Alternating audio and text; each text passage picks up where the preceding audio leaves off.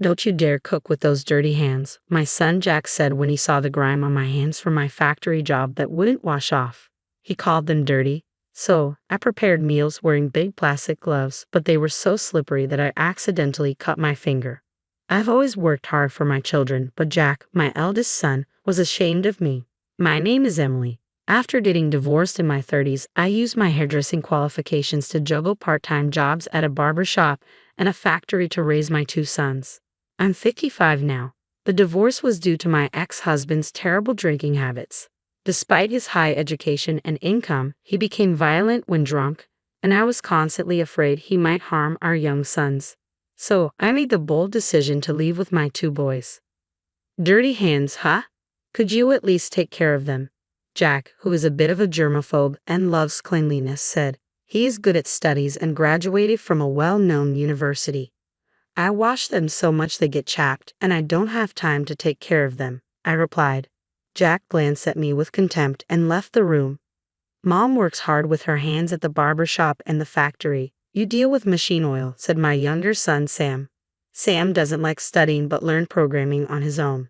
Due to his weak health, he works as a home-based engineer. We've managed to live together in a small apartment, but now Jack has decided to become independent. He wanted to live alone right after graduating, but I could barely afford his tuition, let alone support his independence. "Are you kidding me? Working from dawn till dusk, and this is all you've got? Are you secretly using the money you earn for yourself?" Jack often said harshly to me, wearing fraying sweatshirts, worn-out jeans, and sneakers with worn-out heels.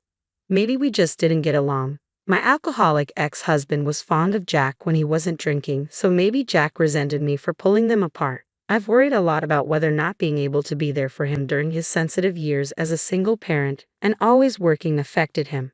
In the end, Jack commuted from home for a while after graduating. When he found out I had managed to save some money, he said, "Having parents who don't know how to make money efficiently is a struggle." He then quickly took the money I offered and left without even telling me where he was moving to. Ever since Jack found out that his father, whom I had separated from, had a high education and high income, he criticized me for leaving him. Jack said that even if his father was a bit of a drunk, if I had stayed with him, I might have had better treatment because of his money. Despite being tough, seeing my firstborn become independent was both joyful and lonely. I shed some tears and went to sleep that day. Even after that, whenever he was short on money, Jack would come home and take the money I had earned and saved. Although my younger son Sam tried to stop him, Jack's physical strength always won, making it hard for me to save money for my old age. One day, I got a message from Jack saying he was getting married. He arranged a meeting with the family, telling me to make sure I didn't embarrass him and to dress properly. Despite his harsh words, I was happy for him, hoping that having someone important in his life might change him. I thought he would learn about love from his future wife, something I could teach him. I anxiously waited for the meeting's schedule, but also had to go to work. During my shift at the factory, my phone rang, and I answered, hoping it was Jack. It was. When I asked about the date for the meeting, he said, "No, her parents are business people and have a keen eye for people. They're different from our family, so you don't have to come." Then, without waiting for my reply, he hung up. I was more disappointed than I expected. Ever since Jack left home, I always worried about him. Knowing he would have someone by his side when he got married was comforting. I wanted to meet the woman who loves my son and ask her to take care of him. But Jack's words hurt. My younger son Sam heard this and said, "What the heck? I just got a new suit for nothing." Man, Jack is so selfish. A few days later, as I was about to head home after work, my phone started ringing. It was Jack. He said, "Her parents insist on meeting you? Come over now. Don't keep them waiting."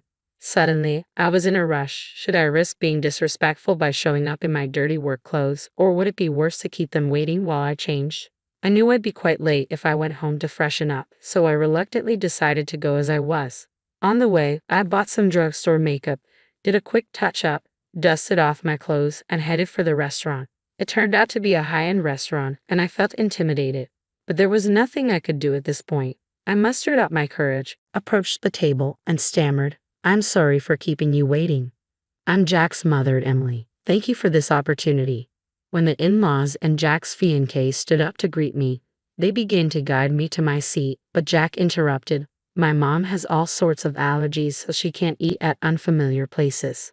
Today is really just for greetings. I don't have any allergies. Playing along and bowing apologetically, I let Jack chase me out of the restaurant. He must have thought my attire was disgraceful. I wanted to talk more with his fiancée, but I had no choice but to return home disappointed. Sure enough, Jack called me the next day. "Why did you show up looking like that? That was embarrassing. Don't you know what a dress code is?" He scolded me harshly.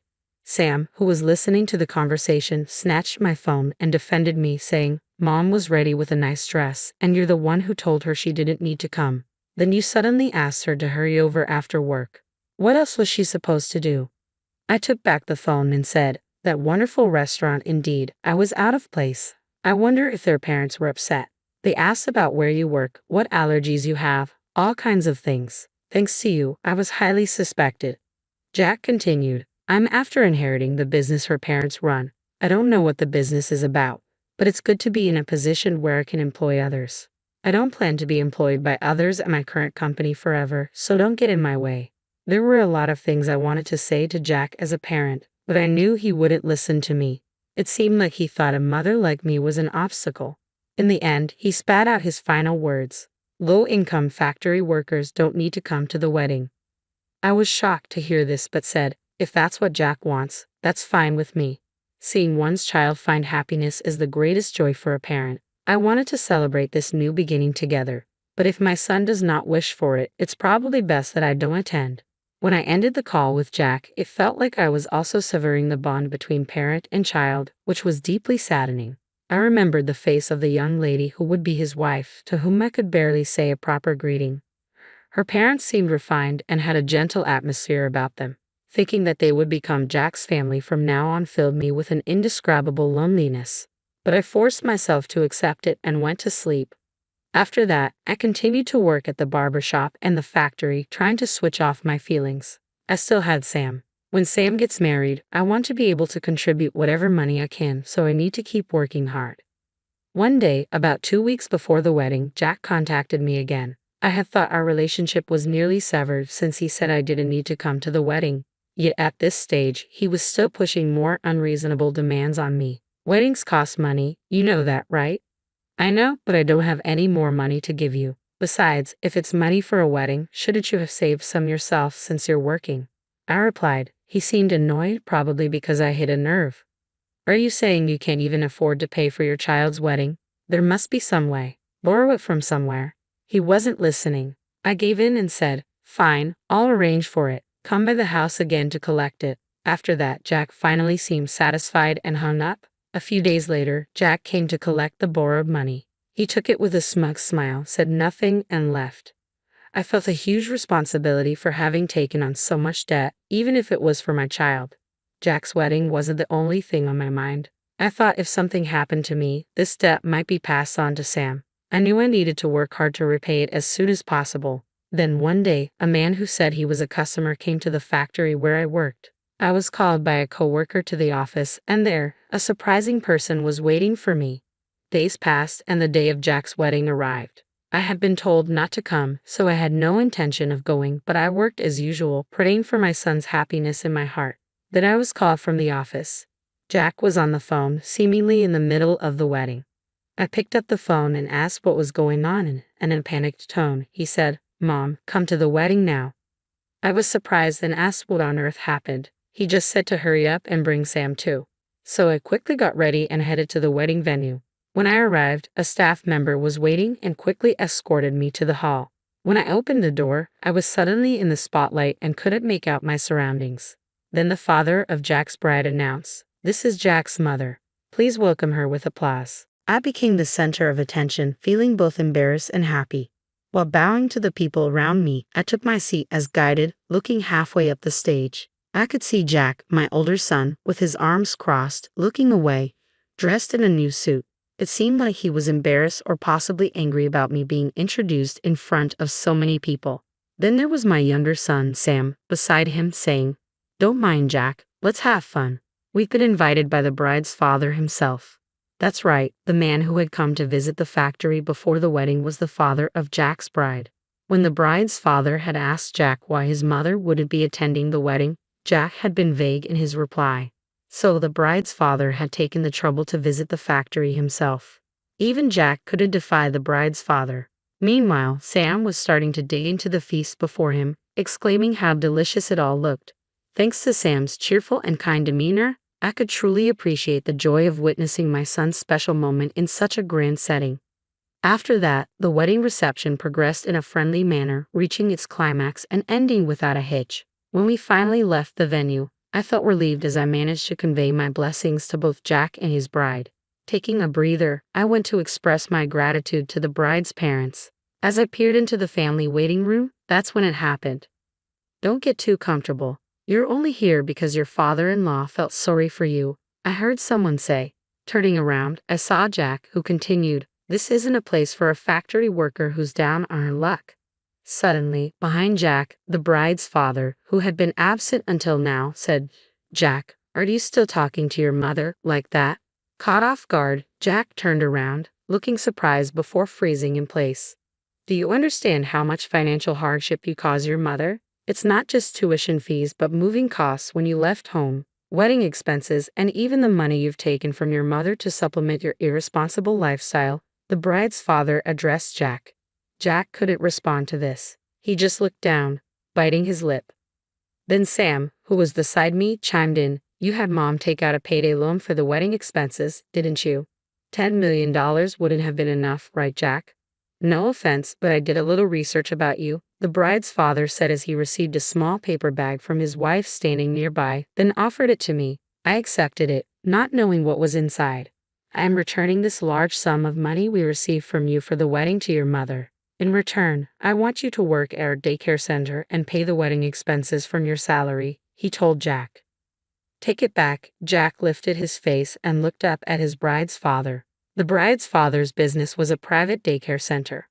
"But when you say work, I don't have any qualifications to be a childcare worker, and I've never worked with small children." "Do you mean helping with the business as a manager?" Jack asked, sounding uncertain.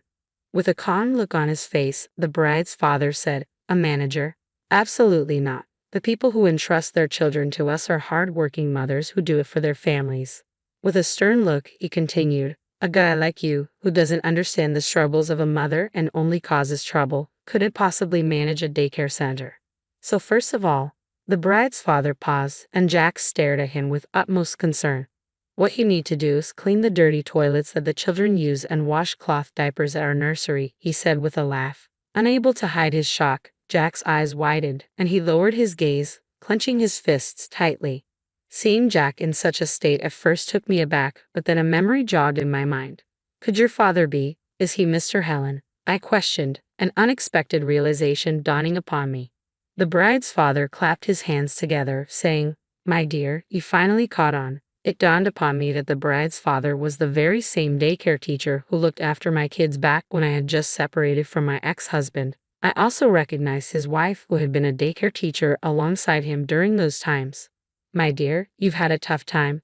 Just remember, we're on your side now," she assured me, reaching out to take my hand in a comforting grasp. After a while, Jack quit his job. He and his wife moved to work at the daycare center run by his father-in-law. The bride's parents made a promise that until they repaid me every cent Jack had taken from me, they would deduct a set amount from Jack's monthly salary. Jack needed to earn his childcare certification and gain a wealth of experience while working.